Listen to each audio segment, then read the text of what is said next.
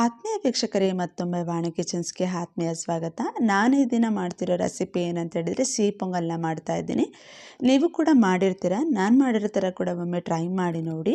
ಹಾಗೆ ವಾಣಿ ಕಿಚನ್ಸ್ಗೆ ಯಾರೆಲ್ಲ ಸಬ್ಸ್ಕ್ರೈಬ್ ಆಗಿಲ್ಲ ಸಬ್ಸ್ಕ್ರೈಬ್ ಮಾಡ್ಕೊಳ್ಳಿ, ಲೈಕ್ ಮಾಡಿ, ಮರೆಯದೆ ನಿಮ್ಮ ಫ್ರೆಂಡ್ಸ್ಗೆ ಮತ್ತು ಫ್ಯಾಮಿಲಿ ಫ್ರೆಂಡ್ಸ್ಗೂ ಶೇರ್ ಮಾಡಿ. ಬನ್ನಿ ವೀಕ್ಷಕರೇ, ಈ ರೆಸಿಪಿನ ಹೇಗೆ ಮಾಡೋದು ಅಂತ ತಿಳ್ಕೊಂಡು ಬರೋಣ. ನಾನು ಈ ಗ್ಲಾಸಲ್ಲಿ 1 ಗ್ಲಾಸು ಅಕ್ಕಿ ತೊಗೊಂಡಿದ್ದೀನಿ. ಹಾಗೆ ಅಕ್ಕಿ ಏನು ತೊಗೊಂಡಿರ್ತೀನಲ್ಲ ಅದೇ ಗ್ಲಾಸಲ್ಲಿ 1 ಗ್ಲಾಸು ಹೆಸರು ಬೇಳೆ ಕೂಡ ತೊಗೊಂಡಿದ್ದೀನಿ. ಇದನ್ನು ಚೆನ್ನಾಗಿ ವಾಶ್ ಮಾಡಿ ಒಂದು ಕುಕ್ಕರ್ಗೆ ಹಾಕ್ಕೊಂಡಿದ್ದೀನಿ. ಹಾಗೆ ನಾನು 4 ಗ್ಲಾಸು ನೀರು ತೊಗೊಂಡಿದ್ದೀನಿ. ಅಕ್ಕಿ ಮತ್ತು ಹೆಸರು ಬೇಳೆ ಚೆನ್ನಾಗಿ ಬೇಯಬೇಕು ಅಂತ ಹೇಳಿ 5 ವಿಷಲ್ ಆದಮೇಲೆ ಕುಕ್ಕರ್ನ ತೆಗೆದು ನೋಡಿದ್ರೆ ಈ ರೀತಿ ಬೆಂದಿರಬೇಕು. ಅಂದರೆ ಯಾವ ರೀತಿ ಅಂತ ಹೇಳಿದ್ರೆ, ನಾವು ಅದನ್ನು ಅಕ್ಕಿ ಮತ್ತು ಬೇಳೆನ ಮುಟ್ಟು ನೋಡಿದ್ರೆ ಇಷ್ಟು ಅದಕ್ಕೆ ಸ್ಮ್ಯಾಶ್ ಆಗಬೇಕು. ಅದಕ್ಕೆ ಬೆಂದಿದ್ರೆ ಸಿಹಿ ಪೊಂಗಲ್ ತುಂಬ ಚೆನ್ನಾಗಿ ಬರುತ್ತೆ. ಇದನ್ನು ನಾನು ಡಿವೈಡ್ ಮಾಡ್ಕೊಳ್ತಾ ಇದ್ದೀನಿ, ಅಂದರೆ ಖಾರ ಪೊಂಗಲು ಮತ್ತು ಸಿಹಿ ಪೊಂಗಲ್ ಮಾಡಲಿಕ್ಕೆ ಅಂತ ಹೇಳಿ. ಹಾಗೆ ಇಲ್ಲಿ ನಾನು 3 ಟೇಬಲ್ ಸ್ಪೂನಷ್ಟು ತುಪ್ಪ ತಗೊಂಡಿದ್ದೀನಿ. ಹಾಗೆ ಫ್ರೈ ಮಾಡಲಿಕ್ಕೆ ಒಣ ದ್ರಾಕ್ಷಿ ಸ್ವಲ್ಪ ತಗೊಂಡಿದ್ದೀನಿ. ಚೆನ್ನಾಗಿ ಫ್ರೈ ಆಗಲಿ, ಬ್ರೌನಿಷ್ ಆಗೋವರೆಗೂ. ನೋಡ್ತಾ ಇದ್ರೆ ಕಲರ್ ಕೂಡ ಚೇಂಜ್ ಆಗ್ತಾ ಇದೆ. ಇದು ಕೂಡ ಫ್ರೈ ಆಗಿದೆ ವೀಕ್ಷಕರೇ. ಇದನ್ನು ನಾನು ಸೈಡಿಗೆ ಎತ್ತಿಟ್ಕೊಂಡು ಹಾಗೆ ಗೋಡಂಬಿನ ಫ್ರೈ ಮಾಡ್ಕೊಳ್ತಾ ಇದ್ದೀನಿ. ಇವಾಗ ಈ ಕಪ್ಪಲ್ಲಿ ನಾನು 1 ಕಪ್ ಆಗುವಷ್ಟು ಗೋಡಂಬಿನ ತಗೊಂಡಿದ್ದೀನಿ. ಇದು ಕೂಡ ಚೆನ್ನಾಗಿ ಫ್ರೈ ಆಗಲಿ, ಅದರ ಕಲರ್ ಬ್ರೌನಿಷ್ ಆಗೋವರೆಗೂ.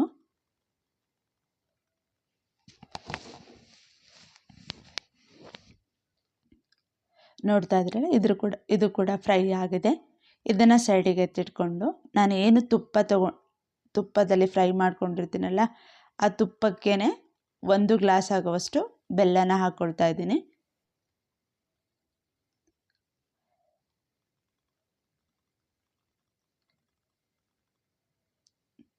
ಒಂದು ಸ್ವಲ್ಪ ಹಾಗೆ ತುಪ್ಪದಲ್ಲೇ ಕರೆದುಕೊಳ್ಳಿ, ಸ್ವಲ್ಪ ಜಾಸ್ತಿ ಬೇಡ.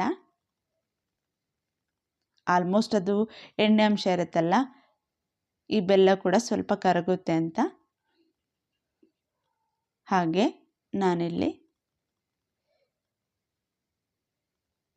ನೋಡಿ, ಅದು ತುಪ್ಪದಲ್ಲೇ ಸ್ವಲ್ಪ ಕಾದ ನಂತರ ಯಾವ ರೀತಿ ಚೇಂಜ್ ಆಗ್ತಿದೆ ಅಂತೇಳಿ ನಾನಿಲ್ಲಿ 2 ಗ್ಲಾಸು ನೀರು ಹಾಕ್ಕೊಳ್ತಾ ಇದ್ದೀನಿ. ಹಾಗೆ ನಾನು ಚೆನ್ನಾಗಿ ಮಿಕ್ಸ್ ಮಾಡ್ಕೊಳ್ತಾ ಇದ್ದೀನಿ. ಯಾಕಂತ ಹೇಳಿದ್ರೆ ಬೆಲ್ಲ ತಳ ಹಿಡಿಬಾರ್ದಲ್ಲ ಪಾತ್ರೆಗೆ, ಅದಕ್ಕೋಸ್ಕರ.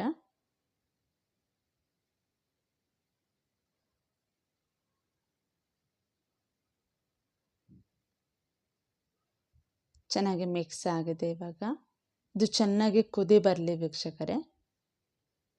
ಹಾಗೆ ನಾನಿಲ್ಲಿ ಸ್ವಲ್ಪ ಅರಿಶಿಣದ ಪುಡಿ ಹಾಕ್ಕೊಳ್ತಾ ಇದ್ದೀನಿ. ಚೆನ್ನಾಗಿ ಕುದಿ ಬರಲಿ ಅಂತೇಳಿ ಮುಚ್ಚಳ ಮುಚ್ಚಿ ಹಾಗೆ ಇಡ್ತಾ ಇದ್ದೀನಿ. ನೋಡಿ, ಕುದಿ ಬರ್ತಾ ಇದೆ. ಇವಾಗ ಚೆನ್ನಾಗಿ ಕಾದಿದೆ. ಇವಾಗ ಏನು ಮಾಡ್ತೀನಿ ಅಂತ ಹೇಳಿದ್ರೆ, ನಾನು ಏನು ಆಲ್ರೆಡಿ ಹೆಸರು ಬೇಳೆ ಮತ್ತು ಅಕ್ಕಿನ ಬೇಯಿಸಿಟ್ಕೊಂಡಿದ್ನಲ್ಲ ಅದನ್ನು ಇದರಲ್ಲಿ ಹಾಕ್ಕೊಳ್ತಾ ಇದ್ದೀನಿ. ನಾನಿಲ್ಲಿ ಅರ್ಧ ಭಾಗದಷ್ಟು ತೊಗೊಂಡಿರೋದು,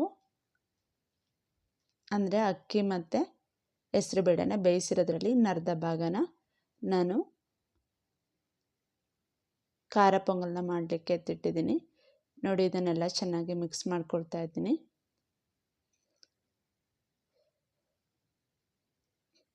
ಚೆನ್ನಾಗಿ ಕುದಿ ಬರಲಿ ಇದು.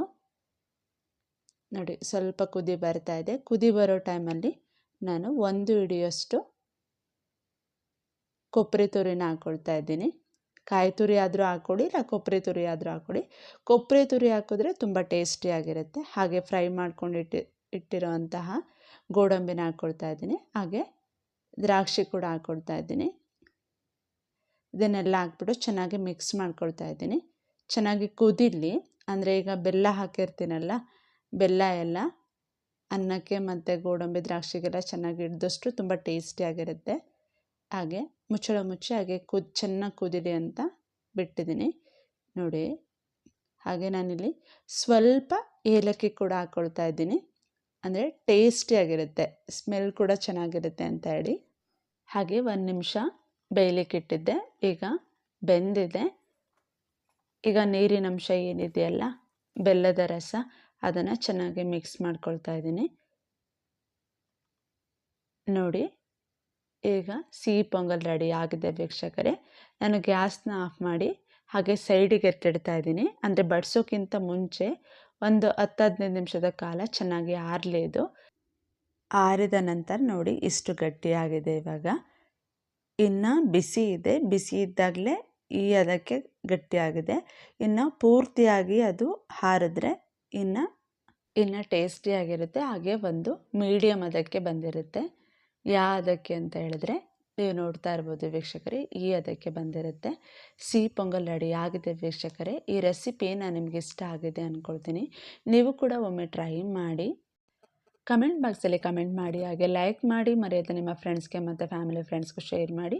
ಹಾಗೆ ಮತ್ತೊಂದು ರೆಸಿಪಿಯೊಂದಿಗೆ, ಅಂದರೆ ಸಿಹಿ ಪೊಂಗಲು ಮತ್ತು ಖಾರ ಪೊಂಗಲ್ ಮಾಡಿರುವಂತಹ ರೆಸಿಪಿಯೊಂದಿಗೆ ಮತ್ತೆ ನಾನು ನಿಮ್ಮನ್ನು ಭೇಟಿ ಆಗ್ತೇನೆ ವೀಕ್ಷಕರೇ. Thank you for the watching.